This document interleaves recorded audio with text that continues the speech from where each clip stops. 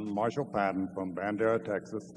And first, I'd like to thank you very much for not only giving us a good investment vehicle, but giving us a good education along the way.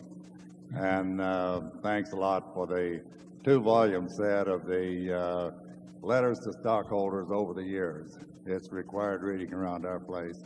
And if you can contain your hostility, I'd like to thank Charlie Munger for the copy of his speech to the University of Southern California business school students back in 1994. It's also required reading. And I wanted to ask you, when are you going to write your book?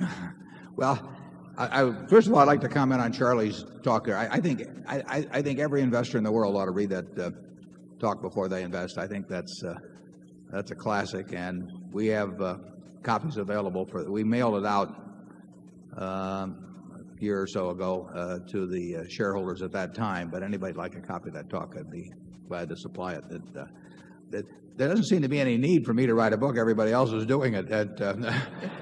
We've got Janet Lowe here, who just wrote the most recent one. And, at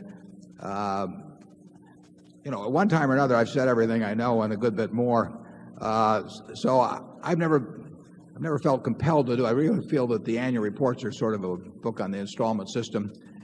Plus, I think very few people write 2 books, and I have this kind of unwarranted optimism, I guess, that the best is always yet to come, and that there are a lot more interesting things are going to happen. And I would hate to preclude commenting on those. So I think it's going to be a few years, but I may get around to it at some point.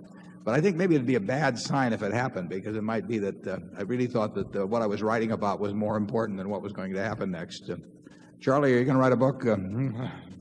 No, but your comment about why you are unable to write a book reminds me of the Middle Western fellow who left an unfinished manuscript.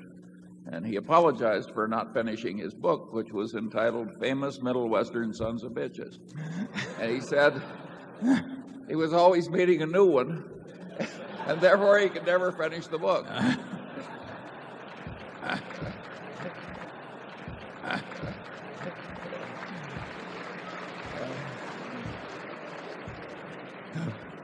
As a courtesy, Charlie and I are leaving each other out of the book that we write. Charlie grew up in Nebraska, and he's authentic. He has the credentials to prove it. We worked in the same grocery store at different times many years ago.